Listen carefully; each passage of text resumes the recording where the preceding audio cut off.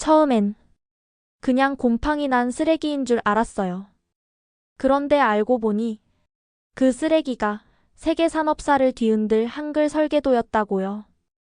안녕하세요, 여러분. 광산촌, 녹슨 사물함, 이름조차 알려지지 않은 이민자. 이 조합에서 어떤 혁신이 나올 거라 생각하셨나요? 그런데요, 바로 그곳에서 발견된 한 권의 낡은 노트가 지금 세계 학계의 판을 뒤엎고 있습니다. 정규 교육도 받지 못한 광부가 한글로 그려낸 설계도 한 장, 이게 실제로 광산의 효율을 높였고요. 지금은 기술문해력 교육의 표준 사례가 되었답니다. 진짜입니다. 조작 아닙니다. 믿기지 않으시죠? 한글 그리고 이름 없는 광부의 천재성. 그 놀라운 이야기. 바로 지금 사연을 들어보겠습니다. 그 전에 잠깐. 좋아요와 구독은 큰 힘이 됩니다. 낡은 광부의 노트 한 권, 그게 나라를 바꿀 줄 누가 알았을까요? 이 이야기를 처음 친구들에게 털어놓았을 때 모두가 장난치는 줄 알았다고 했습니다. 몇몇은 웃었고 어떤 이는 눈을 크게 뜨고 말했습니다. 그걸 내가 찾았다고? 거짓말하지 마. 그러나 진심으로 묻고 싶었습니다. 왜 한국어로 쓰인 노트 한 권이, 그것도 곰팡이 핀 사물함 속에 처박혀 있던 그 노트가 우리의 산업 교육과 인류학적 이해를 뒤바꾸는 열쇠가 되면 안 되는 걸까요? 안녕하세요. 저는 캐나다 브리티시 컬럼비아 주립대학교에서 인류학 박사과정을 밟고 있는 에밀리 조던입니다. 제 전공은 산업과 이민사에 관련된 문화유산의 보존인데요. 솔직히 말하자면 학문적 커리어보다는 호기심이 더 큰 동력이었습니다. 무엇이든 숨겨진 이야기를 발견하고 낯선 것에서 의미를 찾아내는 일을 사랑했습니다. 2024년 가을, 저에게 아주 특별한 프로젝트가 주어졌습니다. 비시주 내륙에 위치한 클리프턴 광산. 이미 수십 년 전 문을 닫은 탄광인데요. 이곳은 과거 한국, 중국, 이탈리아 등 다양한 국적의 이민자들이 일했던 곳으로 알려져 있었습니다. 프로젝트의 목표는 이 폐광 지역에 남겨진 문화유산을 디지털화하고 광산촌 사람들의 삶을 기록하는 것이었습니다. 단순히 흙먼지 가득한 도구나 낡은 작업복을 사진으로 남기는 작업이라고 생각하시면 안 됩니다. 그 속에는 시간이 묻혀 있었고 아직 아무도 발견하지 못한 이야기들이 숨어 있었어요. 그러던 어느 날, 저는 광산 내 옛 탈의실 한 구석에서 아주 오래된 철제 사물함 하나를 발견했습니다. 부시기심의 문조차 열리지 않았지만 누가 그걸 놓고 갔는지조차 알 수 없는 상태였죠. 마치 의도적으로 숨겨놓은 것 같았습니다. 힘겹게 사물함 문을 열었을 때 안에는 오래된 작업복 몇 벌과 곰팡이 낀 도시락통, 그리고 한 권의 낡은 노트가 있었습니다. 노트의 겉표지는 이미 찢겨 있었고 종이는 누렇게 발에 말라 있었습니다. 하지만 그 속을 펼쳤을 때 저는 숨을 삼킬 수밖에 없었습니다. 페이지마다 깨알 같은 글씨로 한글이 적혀 있었기 때문입니다. 네, 분명히 한국어였습니다. 언어학 수업에서 간단히 배웠던 기억으로 그것이 일본어나 중국어가 아닌 한국어임을 확신할 수 있었어요. 흘려쓴 필기체 한글은 해독이 어려웠지만 눈에 띄게 반복되는 단어들이 있었습니다. 하지만 더 놀라운 것은 그 한글 옆에 적힌 정교한 도표들과 기계 구조도였습니다. 아무리 봐도 단순한 일기나 메모가 아닌 공학적 설계 도면처럼 보였죠.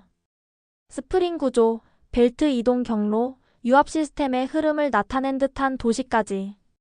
이게 정말 수십 년 전 광부의 노트가 맞는 걸까? 저 자신도 믿기 어려웠습니다. 이후 저는 프로젝트를 중단하고 노트 해석에 몰두하기 시작했습니다.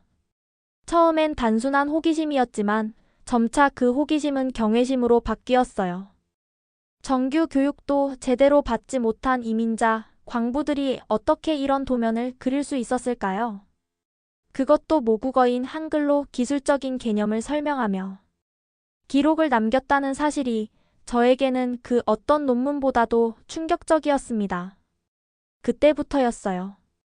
이 노트를 통해 뭔가 더 큰 이야기가 있다는 직감을 느끼기 시작한 건 한글이라는 낯선 문자를 마주한 순간 저는 막막함보다는 오히려 불타는 탐구욕을 느꼈습니다.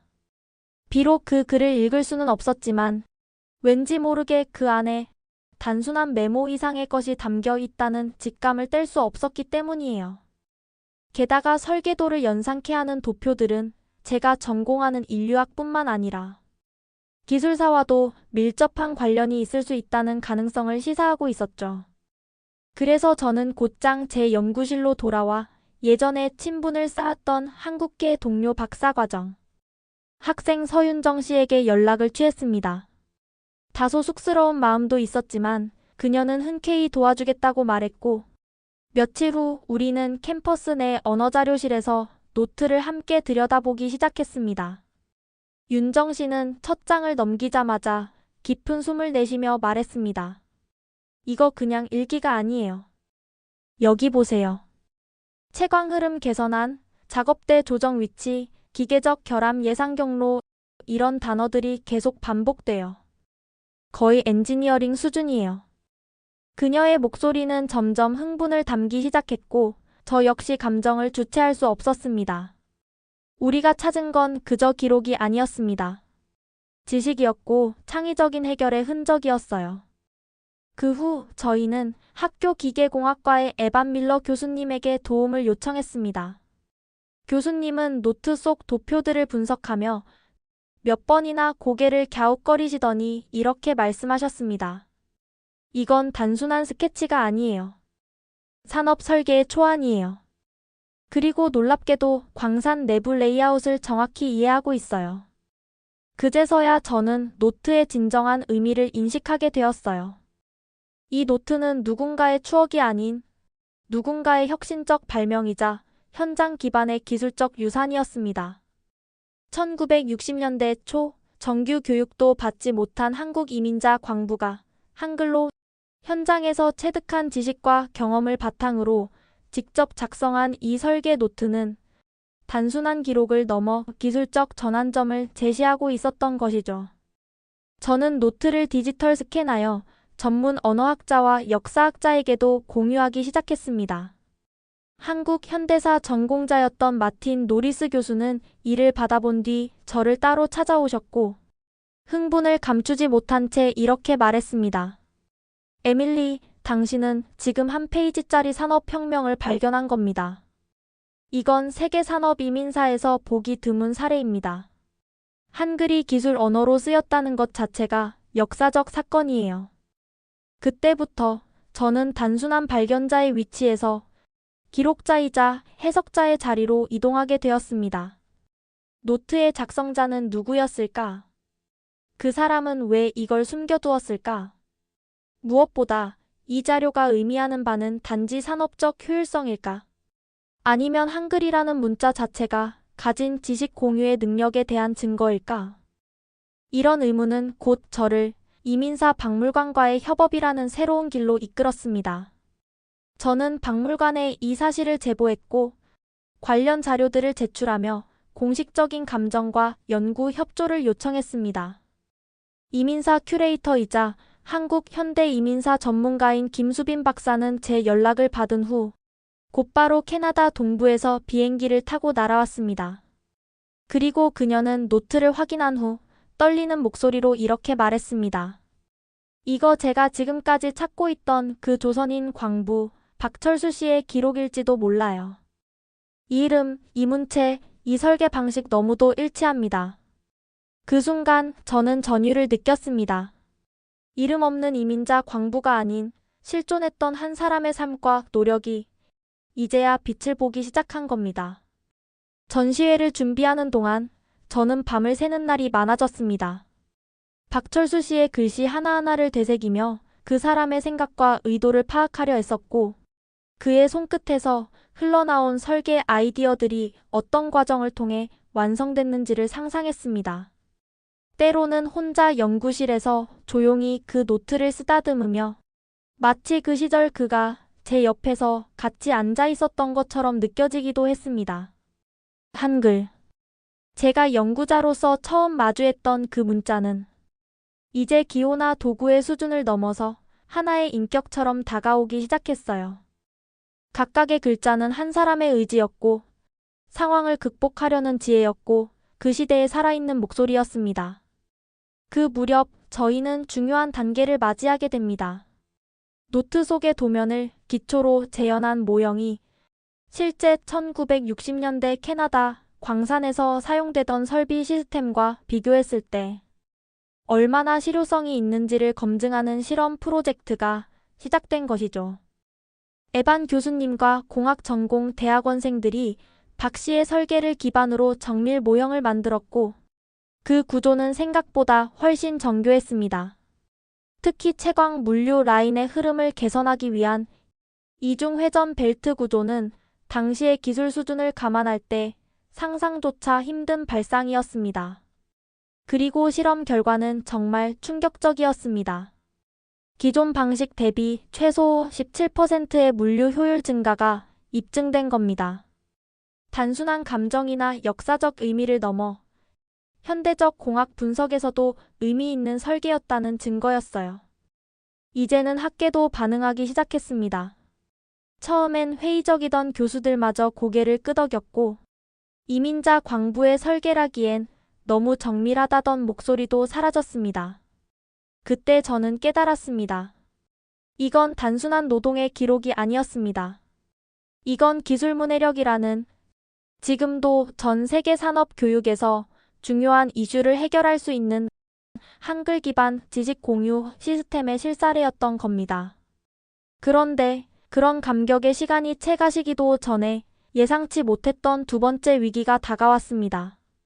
전시의 공식 발표가 보도자료를 통해 언론에 공개되고 학회에 논문이 올라간 직후 저는 한 통의 이메일을 받았습니다. 발신인은 서울에 본사를 둔 A그룹 계열 기술연구소 소속 법무팀. 메일의 내용은 차가웠고 짧았습니다. 귀하가 분석한 도면은 당사 보유의 특정 기술 초안과 유사성이 존재하며 기술 유출 및 지적재산 침해 가능성에 대해 협의가 필요합니다.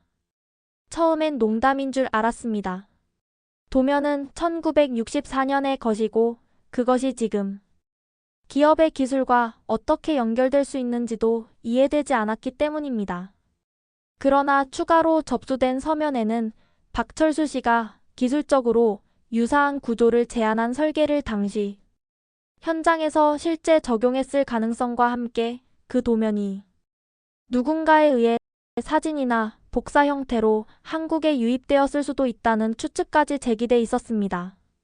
저는 충격에 빠졌습니다.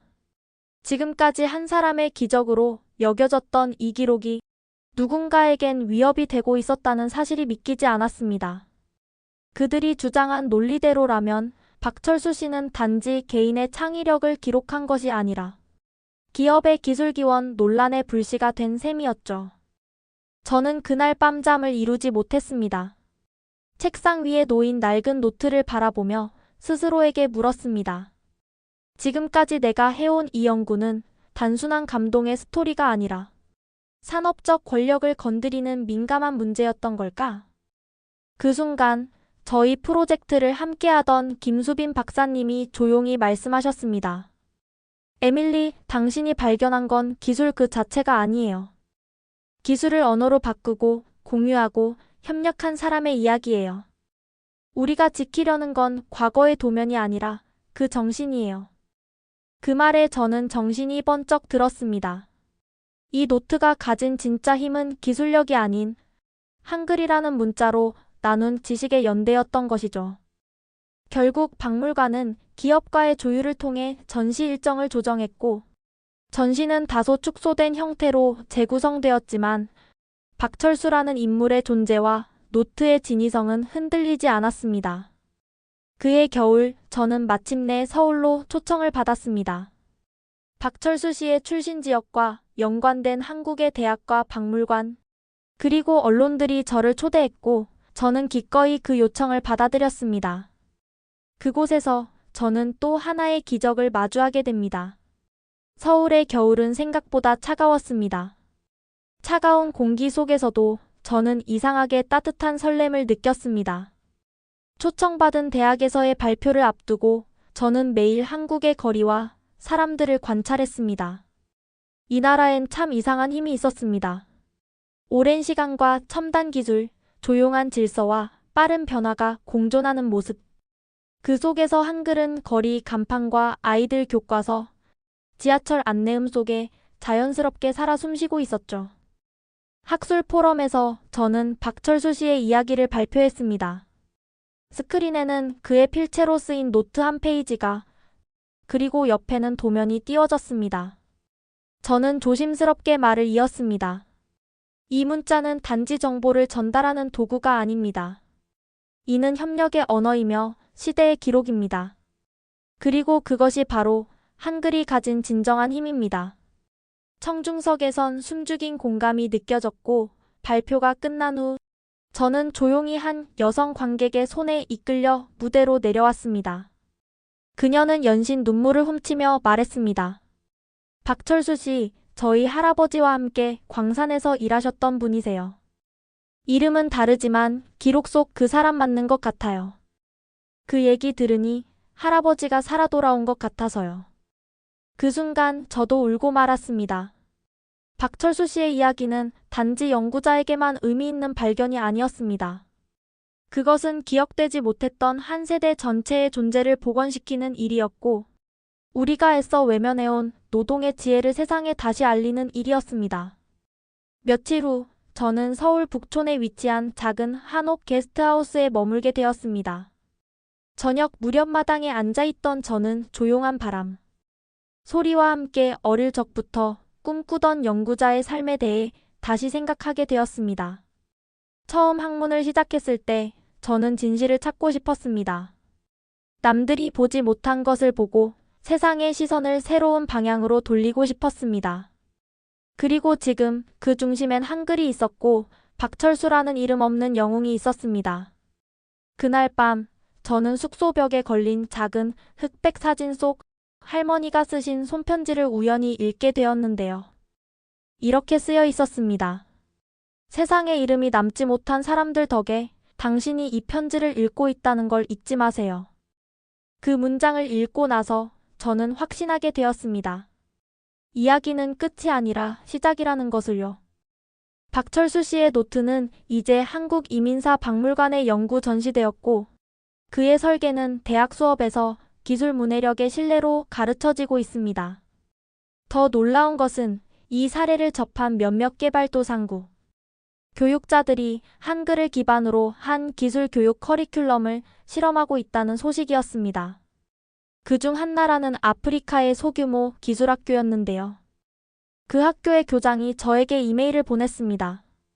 우리는 이제 지식을 전달할 문자를 찾았습니다. 한글은 우리 학생들에게 도전이 아니라 희망이 되었습니다. 저는 그 이메일을 읽으며 다시 한번 눈시울이 뜨거워졌습니다. 저의 작은 호기심 하나가 결국 지구 반대편의 삶을 바꿀 수도 있다는 걸 믿게 되었거든요. 그리고 여러분, 혹시 지금 이 영상을 보고 계신 여러분도 누군가의 이름 없는 노력, 기록되지 않은 삶, 조명받지 못한 이야기를 알고 계신가요? 그런 이야기가 있다면 제게 제보해주세요. 그것이 한글로 남아있다면 더더욱 세상에 알려야 할 이유가 있습니다. 이야기가 세상을 바꾸는 순간 한글은 또 한 번 기적을 만들어냅니다. 좋아요와 구독, 그리고 알림 설정 꼭 부탁드립니다. 다음 영상에서도 더 놀라운 한국의 이야기로 다시 찾아뵙겠습니다. 감사합니다.